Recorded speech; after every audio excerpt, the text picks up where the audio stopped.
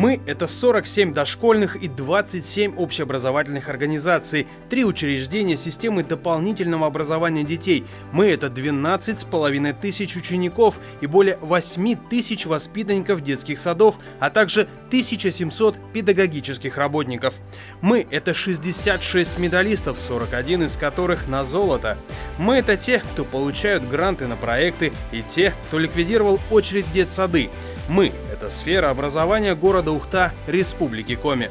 В этом году нам пришлось потрудиться. Были победы, были трудности. А теперь, сегодня, нам есть чем гордиться, потому что это наш успех.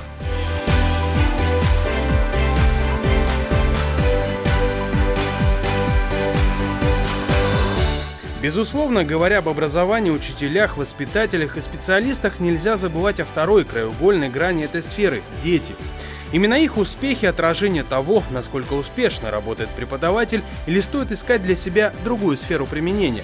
И в этой связи ухтинскому образованию, к его чести, в хорошем смысле есть о чем сказать. Хороший пример большого дела с малого начала – раздельная сортировка мусора. Идея не новая, и в Ухте с некоторых пор мы видим отдельные контейнеры для пластика. О важности этих вещей в том числе говорила ухтинская воспитанница технического лицея Дарья Буторина. Она стала одной из чуть более 30 победителей президентской номинации конкурса сочинений «Россия, устремленная в будущее». Девушку пригласили в Москву, поздравления она принимала от президента страны. Кстати, по сочинению Дарьи сняли мультфильм. И он, вероятно, пришелся бы по нраву участникам конкурса «Мой первый робот», что в декабре состоялся в детсаду номер 55. Юные ухтинцы состязались ни много ни мало в робототехнике. Это еще одно большое направление нашего образования. При этом на разных уровнях. Например, дошколята придумывают, создают декорации и программируют машины помощников. Ребята сегодня создали различные роботы, которые помогают в семье, как маме, как папе. Мы сегодня увидели различные, ни одного повторяющегося робота не было. Милое действо, в том числе с живым хомяком, в одной из ролей – это преддверие для республиканских соревнований «Карионок», куда отправляются победители местных состязаний. Кстати, наш детский сад номер 55 стал их победителем. К тому же в Ухте конкурс стал поводом для подписания важного договора со столичным педколледжем для будущего развития. Направление – это разного рода тематические проекты, например, робототехнические соревнования. Сыктывкарский гуманитарно-педагогический колледж является республиканским региональным центром по линейке соревнований ИКАР и «Карионок» инженерных кадров России. Мы являемся партнерами Российской ассоциации робототехники федеральной и осуществляем координацию этих соревнований. На развитие нацелен и другой образовательный проект. В январе состоялся конкурс-отбор по программе робототехники. 29 команд школьников, из которых 3 девчонки, состязались в умении правильно обращаться с роботами. Задача – заставить машину проехать трассу с нужной траекторией и быстро, то есть объединить разные ветви технической мысли. Собирают воедино, по сути, два направления. Это программирование, поскольку робота в любом случае нужно написать программу и запрограммировать. Второе направление – это техническое мышление, инженерная мысль. То есть здесь правильно сконструированная платформа, правильно собранный робот, безусловно, влияет на итоговый результат. После местных и республиканских результатов, а кстати в Коми испытали себя порядка 1000 детей, для победителей прямая дорога на уровень страны. Общероссийский робофест собирает лучших. Ухтинские школьники становились 2 раза его призерами. Ну так, для справки.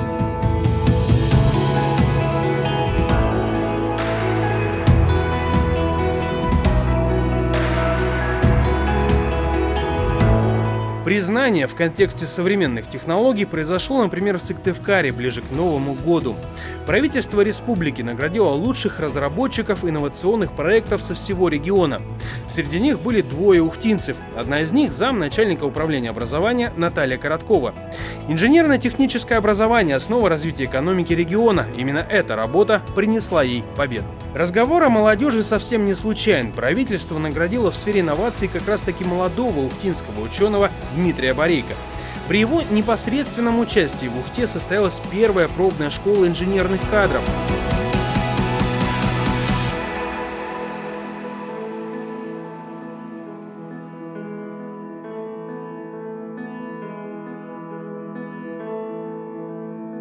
Безусловно, умственные победы для технической республики и города – это правильный контекст обсуждения партнерства с крупными промышленными предприятиями, без которых, увы, многие вещи реализовать в современных условиях невозможно. Они помогают образованию дать шанс талантливой молодежи, с тем хорошим прицелом, чтобы когда-то, возможно, эти пытливые умы смогли работать на благо страны, то есть это будущие кадры. Заронить интерес молоду непросто, помогают технические новинки и новые возможности. Например, в апреле на станции юных натуралистов в Центре творчества, больше известном как Дом пионеров, появился новый цифровой микроскоп. Устройство хорошего производства Левенгук значимо не только новизной, но и спецификой. Это тринокулярный микроскоп. Это очень хороший микроскоп. Тринокуляр, он объективно лучше всех предыдущих, которых у нас были монокуляры, бинокуляры, тем, что у него есть вывод на видеокамеру. Можно это транслировать изображение на компьютер, на экран проектора. Также изображение можно записать на носитель и показывать далее, то есть исследования одного человека смогут воочию увидеть многие, даже спустя время. Оборудование, а это еще 2 интерактивные доски, помогло приобрести предприятие «Газпром Переработка». Теперь дошколята и школьники смогут проводить свои изыскания в новой микролаборатории. Также в лаборатории, но больше и в рамках Олимпиады блеснули знаниями старшие ребята. Ухтинское НПЗ провело 2-е заводское состязание по химии среди школьников и студентов Горно-нефтяного колледжа. 44 участника состязались в 4 теоретических и 2 практических заданиях. Ажиотаж в плане числа соискателей вызван ценным призом направления в профильный вуз. Вы пришли поучаствовать в соревнованиях, и на самом деле, может быть, впоследствии это повлияет на вашу дальнейшую жизнь. Таким образом, сейчас складывается жизнь у 2 молодых ребят, которые в прошлом году участвовали в Олимпиаде, победили, и сейчас от нашего предприятия учатся в 2 вузах, получают профильное высшее образование в Волгограде и в Перми. На все задания отвели 3 часа. На вручении лавры победителя в каком-то смысле закономерно достались воспитаннику Ухтинского технического лицея. Именно он получил направление на обучение в профильном вузе Уфы, Перми или Волгограда.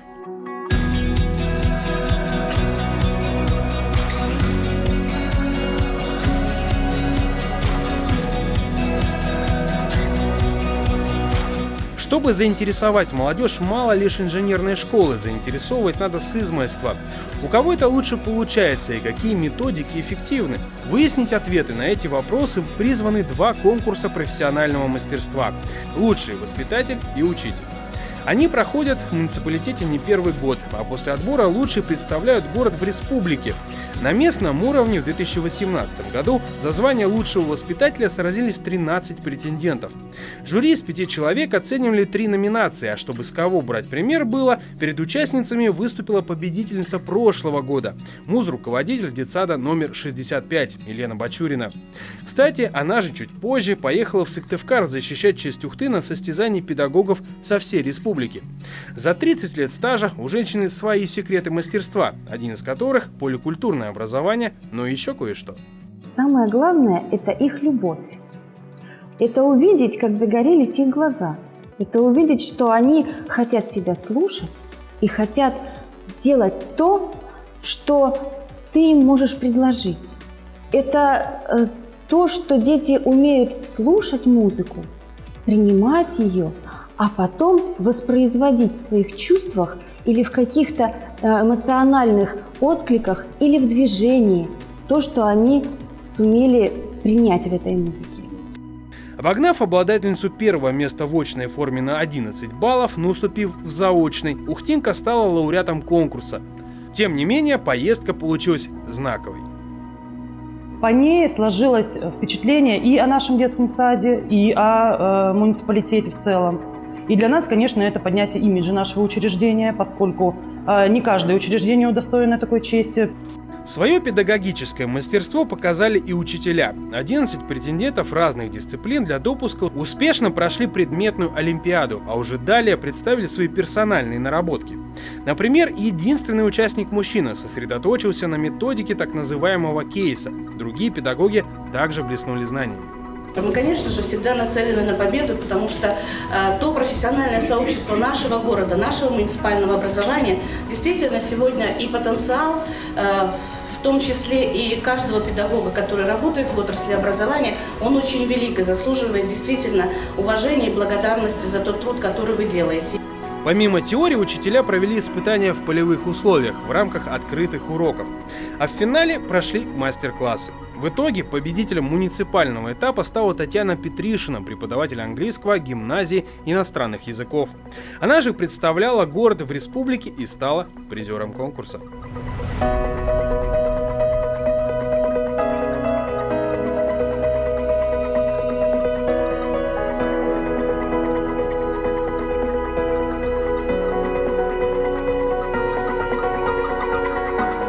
Собственно, вопросам обучения специалистов образовательной сферы на должном уровне было посвящено и другое важное событие. Вторая кадровая школа в рамках большого многолетнего проекта прошла в Ухте. Ее отличие от прочих – сфера – дополнительное обучение.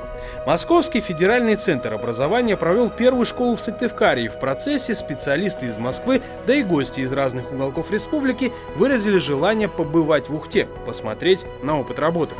В итоге большое обучение растянулось на несколько дней с посещением объектов на местах.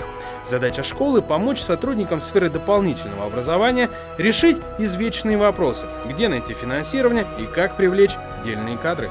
Обучение в кадровой школе отнюдь не так банально, как может показаться. Уже в сентябре этого года в сфере доп. Образования ожидаются большие изменения. Как они повлияют на ситуацию, говорить пока рано, но одно точно – выходить на современные рельсы придется. Тем более, что на модернизацию отпущено 3 года, а значит, кадровой школе быть. И она состоится. Этой осенью стартует новый курс с порядковой цифрой 3. Получение образования стало краеугольной темой Ухтинской ярмарки учебных заведений. Событие состоялось в марте этого года на базе 3-й школы. Всем желающим предложили познакомиться с профессиями юриста, архитектора, военного и не только. Впечатляет и представительство самих учебных заведений участников. Учебные заведения города Ухты – это среднего профессионального образования, то есть медицинский колледж, железнодорожный техникум, педагогический колледж, ну и, безусловно, Ухтинский государственный технический университет, который также представляет учебные заведения среднего профессионального образования. Помимо этого присутствовали гости Сыктывкарских госуниверситета и Лесного, а также соседи из Кирова. Последние, кстати, провели современный профориентационный тест от разработчиков из МГУ. Его отличие от подобных в том, что 3 блока исследуют не только профессиональные предпочтения человека, но и его личностные качества для более точного прогноза на учебу. Для наглядной рекламы профессии провели и мастер-классы по визажу, парикмахерскому делу, предпринимательской деятельности.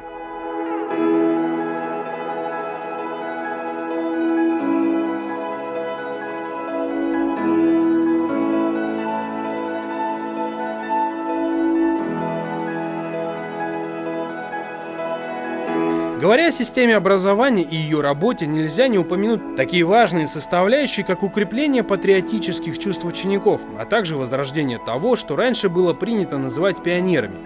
Российское движение школьников сейчас набирает обороты, а перспективы рисуются радужные.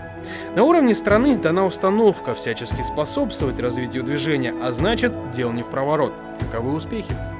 Как известно, друзья российского государства – армия и флот. Однако это когда дети подрастут, а чтобы привить должные навыки и дисциплину с детства, помогают занятия в разнообразных клубах и движениях, например, кадетском. В Ухте вотчина этого направления 18-я школа. Была даже идея сделать ее полностью кадетской, а в марте здесь же состоялся 2-й большой фестиваль школьников в форме. Кстати, в этом году ему присвоили статус республиканского. Большая честь Ухте, Сергей Иванович, принимать этот республиканский фестиваль. Сегодня у нас кадетский бал. И это здорово, то, что сегодня, я надеюсь, даже уверена, что у нас это сохранится для Ухты. 9 команд состязались в военно-спортивной игре, выступали на конференции, а завершилось все настоящим кадетским балом. Традицию еще царских времен возродили в стране в 2016-м. Юноши и девушки исполнили полонез, а организаторы отметили, что готовы проводить такие масштабные конференции каждый год. Кстати, победителями как игры, так и конференции стали воспитанники 18-й школы. Российское движение школьников за год тоже подросло. Проведено 2 муниципальных слета, 4 обучающих семинара, создан большой детский совет и штаб РДШ. Организована школа лидеров, и в целом все 4 направления движения развиваются. Достаточно сказать, что за год проведено 50 событий с участием воспитанников РДШ, и это лишь начало. Потому что вам школа развивает российское движение школьников. Хочу сказать огромное спасибо нашим пилотным площадкам. Вы были первопроходцами, вы огромные молодцы.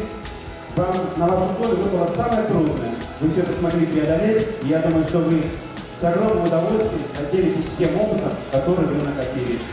Планы на будущее у ухтинского подразделения РДШ грандиозные.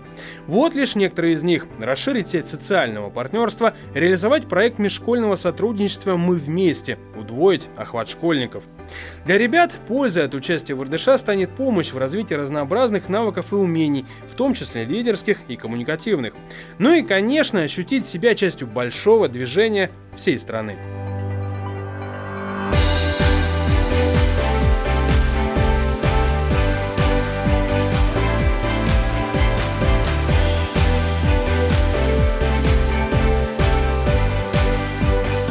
И в этом большом движении очень хочется, чтобы нашлось место для каждого, даже если у него есть свои особенности.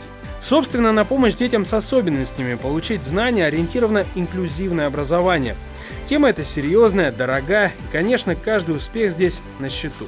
Хороший пример – достижение Ухтинской школы номер 5. Учебное заведение приняло участие во втором межрегиональном конкурсе «Фестиваль лучших инклюзивных практик». При этом не просто поучаствовали, а вышли на федеральный этап. Ухтинская школа наравне с двумя сыктывкарскими выиграла региональный этап и получила возможность поехать в Москву. Авторами нашего проекта стали трое педагогов – Елена Афанасьева, Надежда Зотова и Ольга Таджибаева. Их работа посвящена обучению и социализации детей с ограниченными возможностями в инклюзивном пространстве. Впрочем, примеры того, когда схожие проекты уже работают, тоже, к счастью, есть. В августе закончила работу смена в школе «Маленький принц». Этот проект ведет Инна Безгодова, и он посвящен работе с особенными детьми. К сожалению, их становится больше в Ухте, и работать с ними отдельное непростое призвание. Нынешняя смена уже третья по счету. На этот раз собрала детей из 30 семей, у многих из них серьезные заболевания, трудности с речью и координацией движений. Однако с ними работали специалисты-педагоги, логопеды, музыкальные преподаватели, и в итоге дети занимались прикладным творчеством, поучаствовали в кукольном театре и пении и многом другом. К концу смены сдружились, и подумалось, как в известном фильме «Давайте дружить с семьями».